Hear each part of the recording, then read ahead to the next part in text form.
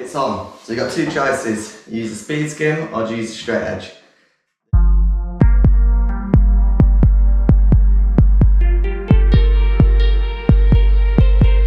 Hello, Blaine Gray here, Plastering For Beginners. First day back after my holiday.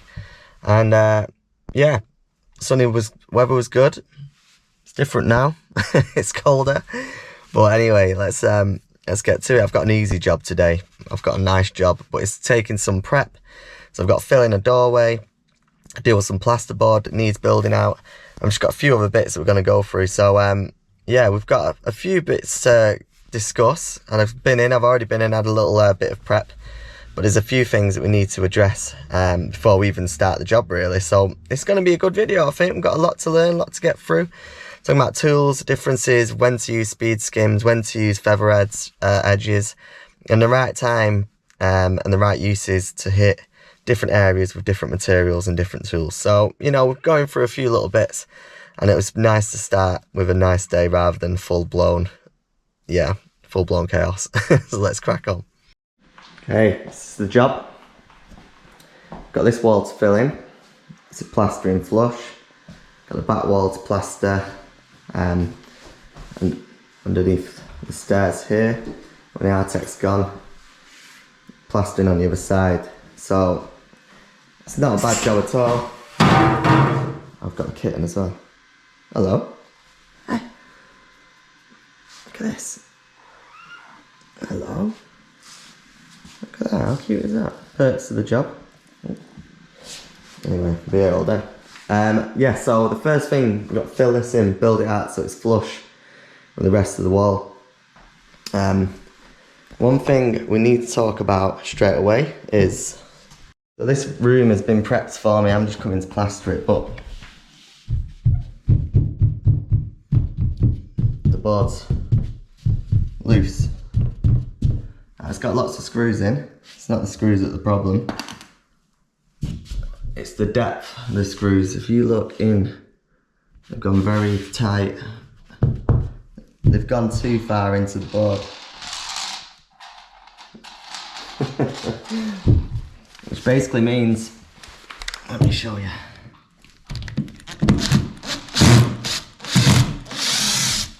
It's gone too tight, penetrated the board too far. So we've got to take them out.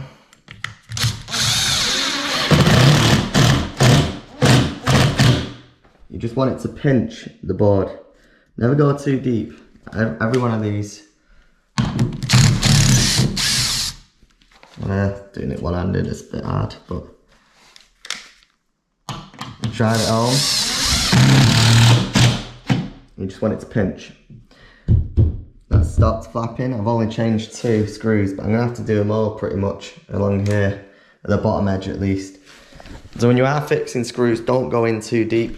What it does, it'll pinch too far into the plasterboard, it's got nothing to grip to, and eventually it'll pop. And that's why you get a plasterboard that pops, moves, because the screws are in too deep and there's no grip behind it. So that's the first thing.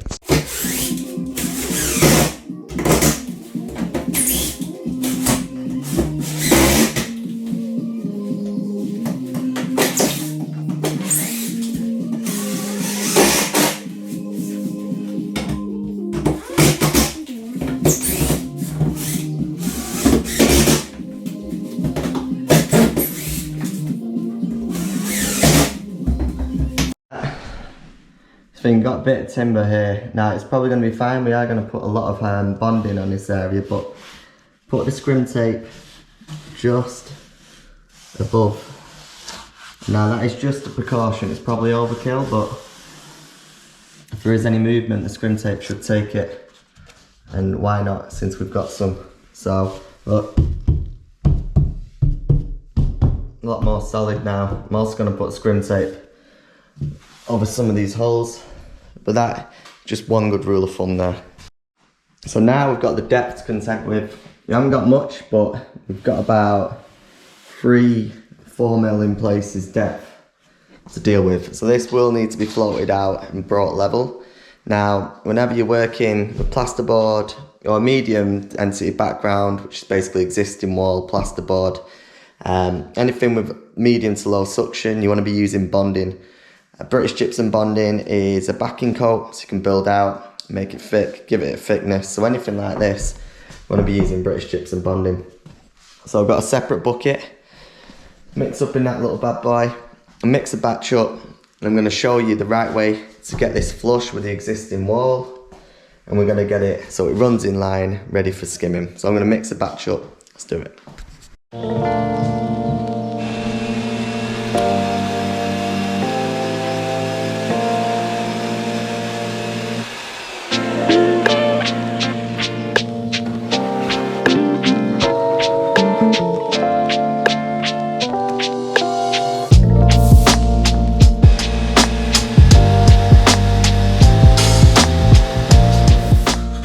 Carbon steel trowel does get any rust on it, don't worry, give it a little sand, and any backing work like this will do the job to bring it back to where it was. So don't fret if you get a bit of rust on your trowel, it's nothing crazy, alright? Just a bit of rust. So let's crack on. I'm going to show you how to float this section out. I'm going to show you what to use. I'm just going to fill in most of it, apply it prouder than what you would usually.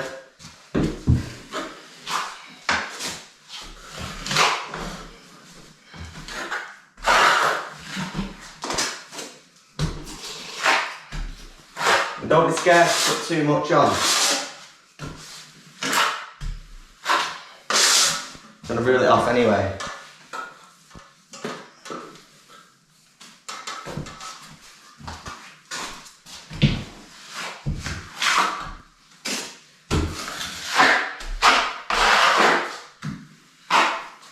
Now, this type of work eats the plaster up. Gets through it like no one's business. So just work in small sections at a time. It's not what I'm used to, this. 2 weeks off makes a massive difference. So, we are going to be scrim taping the edges, but I'm going to do it at the end and I'll tell you why in a minute.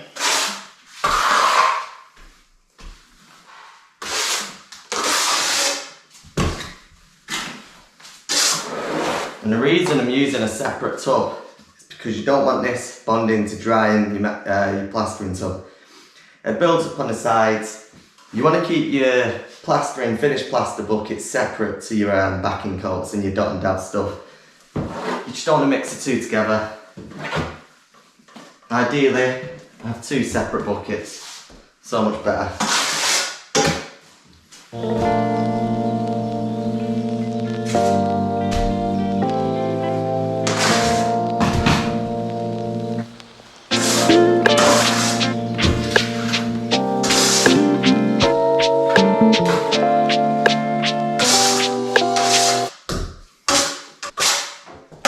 Now it's on. So you've got 2 choices. You use the speed skim or do you use the straight edge?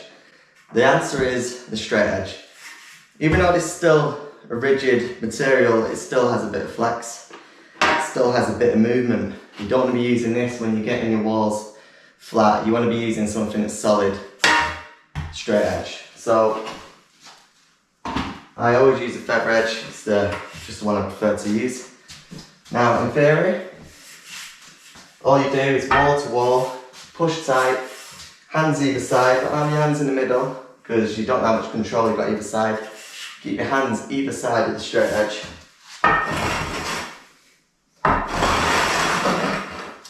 And just pull off. This is weird, it actually feels like it's hardwall rather than bonding this stuff, so I don't really know what's happened there, but... So you just take your excess, throw it off. Try and keep it away from your hands. Now again, either side, and then we just push it in, reeling off.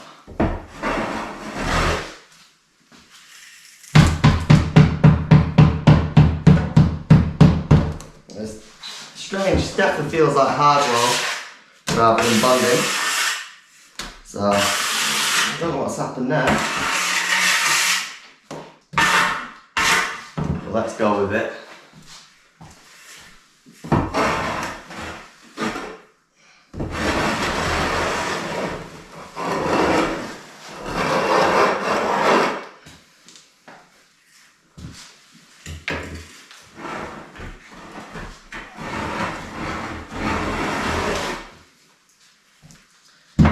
we've got a section at the top which isn't being ruled off. So that says to me the top's either dipping in or there's a bit of a curve in the middle. So what we've got to do is clean the straight edge and have a look. Always apply scrim tape, and you always need scrim tape between an existing wall and a bit of plasterboard. So I'm going to float that up to the top, and then I'm going to scrim tape that down. So you want the scrim tape all over the sides, but I always do it after, because when you're floating and when you're ruling off, it pulls the scrim tape off. It's better to float the wall first and then apply scrim tape.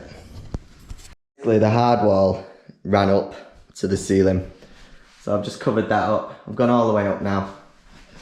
Now what I want to do is apply scrim tape. Just going to apply scrim tape to the edges. Like I said, always apply scrim tape from a low area of existing to an area that's being filled, because that will crack. So I'll put the scrim tape on now, and then that section's floated up, and then I want to build that out.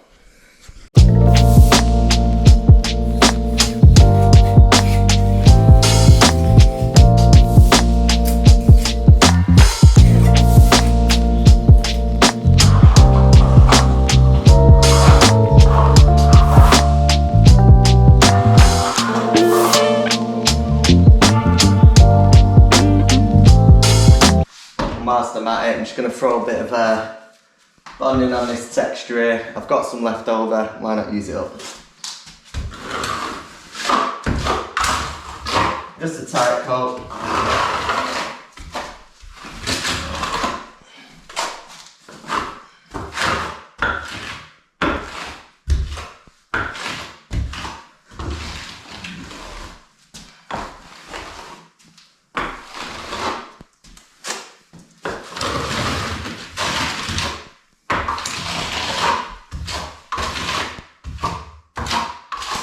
Again, anything you can do now to make your life easy when it comes to the finish, I highly recommend. Try and put a tight coat over the stipple. Just get it ready for when it comes to the finish, and all you've got to worry about is just getting it nice and flat afterwards. I'm actually going to run the rule up this as well, make sure there's no low spots, and just fill them in. Again, anything you can do, prepare for the finish, and the flatter you can get it now, the better it's going to be, because there's only so much you can do with finished plaster.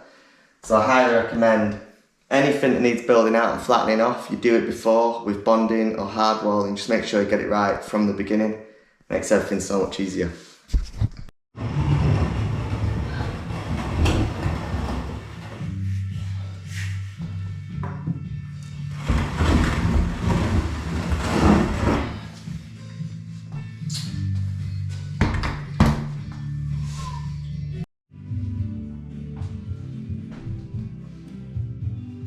Now what we want to do is we want to apply a key to this bonding we've applied. It's been about an hour, it's taken up, but it's not about timing really. Remember, in winter it's a bit colder. When you touch it and it's tough and there's no resistance and you can't leave a fingerprint in, but it leaves a little indentation, then's a good time to use a devil's float. So what we're doing, as you would floating usually, you push the float flat to the wall, and you're just following around in figure of 8 motions. And all we're doing, pulling off any high spots, filling in any low, obviously whilst providing a key to the wall. So what I am doing is, I am actually floating the wall whilst I'm doing this, so I'm keeping the float flat. Be careful with your scrim tape, and we'll pull it off. Just keep your float flat, and obviously be careful on that scrim line there. And then you want a figure of 8. And because there's still a bit of moisture in the bonding, it allows you to work it.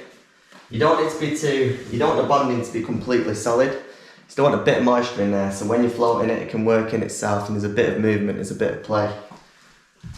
So any high spots are pulling off, any low spots are filling in. Just be careful on the scrim.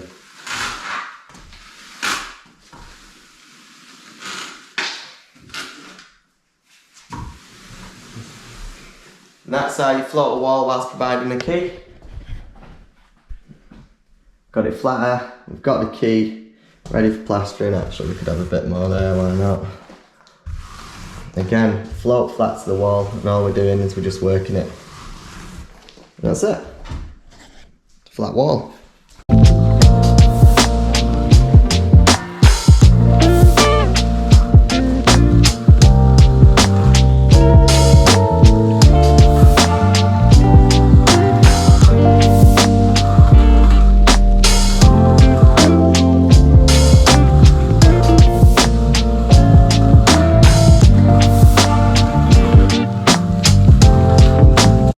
Okay, it's dry, not fully dry, but it's taken up. It's still a bit moisture in there, it's still a bit damp. You can feel it's still got a bit of water in the mix. That's great time to start applying the plaster. So I'm going to mix a batch of finished plaster up, I'm going to get it on the walls. This way you don't have to worry about PVAing, and the other reason is it'll pull in at the same time. So as the bonding dries, plaster will dry with it, and it'll become a stronger, better purposed plaster overall, which means a stronger wall.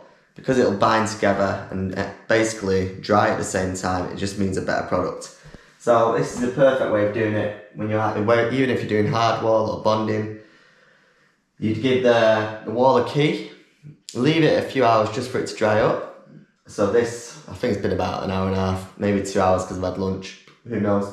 And then you apply the plaster. Obviously times differ depending, it's summer, it's winter now, it's a lot colder. But the idea is to get it whilst it's still tacky, still a bit of moisture in the mix, and then that's when you apply the plaster. So I'm going to mix up some finished plaster and we're going to get it on.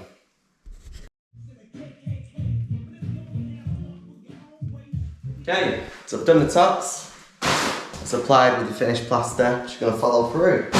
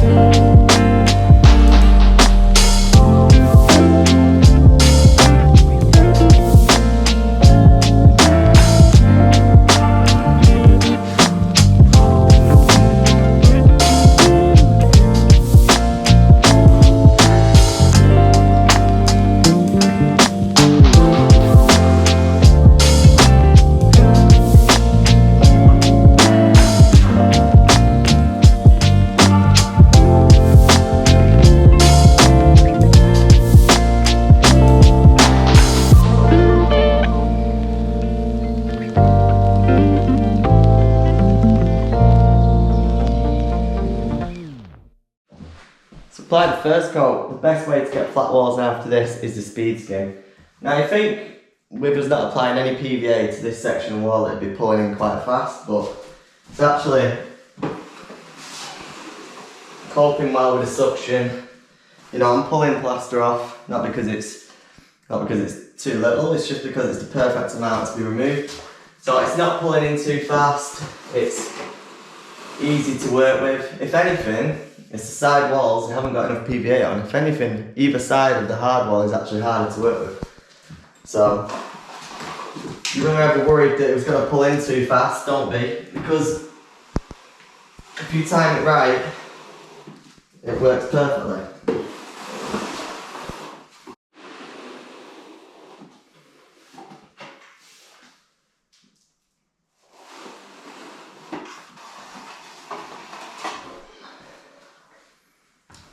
It's lovely, it's flattened. I've got it even flat with a speed skim. So using the hard wall technique, the bonding, sorry, to get this wall flat is ideal.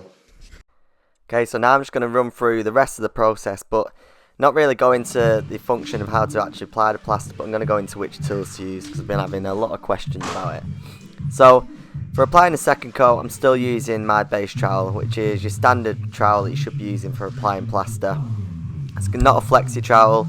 There's no flex in any of these trowels at any of these stages because you need something rigid, you need something stiff that's not going to follow the plaster, it's going to flatten it and force it down. So any premium trowel, this is the Nella premium trowel. You can use the Marshalltown Perma shape, you can use the Ox plastering trowel, the standard plastering trowel, but no flexes at this point because, like I said, anything from the early beginning stages, you need a stiff, rigid tool to flatten the plaster rather than follow it. And another question I've had a few times is, can you use the Ox Speed Skim ST for flattening your second coat? And I say definitely. I highly recommend you flatten your first and second coat immediately with the Ox Speed Skim, because I feel it helps to get your wall flatter. It saves time. It's better on your body because it saves that repetitive strain. It saves your wrists. It saves your elbows. But I highly recommend use the Speed Skim ST to flatten your first and second coat. But this is where I'd stop using it. Anything after this point, the ST is quite as good as it is for flattening. I really don't recommend it for finishing. It can be quite brutal on the plaster sometimes and leave quite a few marks. So this is when I'd stop. But what I would do is when I'm troweling after this point, I'd still be using my standard trowel. Now let me repeat this. Even for your first and second trowel, so I've got this trowel up now, and then I'll trowel it again after this one. I would still use the same standard trowel that I used at the beginning to apply the plaster. And that's because the same reason, you don't want any flexible trowels anywhere before the wet trowel. Because what happens is, if your plaster is still a bit wet and it's still a bit tacky, then a flexi trowel, rather than flatten the wall, it'll just follow the plaster. It'll just follow it around the bumps, it'll follow it around any ridges, and it doesn't actually flatten it. It follows rather than brings it down. So you still need that stiff trowel to force the plaster into itself, and you need it to get any lines out in your plaster. As you can see, even at this stage, you can still see there's a few bumps, there's a few raised points in the plaster, and this is why it's so crucial to be using your standard trowel, because you still need to flatten the plaster. I think a lot of people are using the flexi trowels way too early, and they won't know it, but when it comes to the painter's side, the wall's just ruined. This is when I would use a flexi trowel. This is the second to last stage of plastering. This is called a wet trowel. By the way, if you want to know the full process plastering, stick to the end of this video and I'll walk through with you how to do it. But basically, this is the only point I'd recommend to use this flexi trowel, and that's because when you're doing the wet trowel, all we're really doing at this point is polishing the wall. We're just making it look nice. There's no flattening left at this point because the plaster at this stage is virtually dry, and all your flattening should have been done by now. And what the flexi trowel does is, one, it helps to relieve pressure on your joints, which is massive, because if you're doing this day in day out, you will feel it. But two, these flexi trowels are great for polishing the walls. They just leave a beautiful finish, and I must admit, I wouldn't be without a flexible trowel now. They are great pieces of kit, and I highly recommend everyone has one because they leave a great finish and it helps to relieve stress on your joints. So this is a steel flexi trowel. I'm just using the Nella Black Edition trowel. Now for the last trowel, this is called the dry trowel, and all I'm using is the Rafina Plaza Flex. Again, an unbelievable trowel, but the reason I'm using plastic, this is a plastic trowel, and the reason for that is these dull down the plaster. The problem is with steel, it brings the moisture to the surface of the plaster and it tends to leave a very shiny finish, which is, it looks great and it's good for the customers to look at, but it's not good for the decorators. What you should be doing as a plasterer, you should be leaving a flat matte finish. And the problem is with steel, like I said, it can over polish your work. What the plastic trowel does, it doesn't bring any moisture to the surface, and it dubs down the plaster, so it dulls it out a little bit. It still leaves a real smooth finish, but it's a lot better for the decorators if you finish with a plastic trowel, because it just helps to make a flat matte texture rather than a shiny background. So I highly recommend everyone finishes with plaster trowel, and they're just beautiful to use. When you're using this trowel in your final trowel, there's no stress in your joints. It just glides right over the plaster, and it is just a beautiful tool to be using at this stage. So yeah, that's the tools in plastering, that's when to use them, and I hope you've enjoyed this video. Let's wrap it up.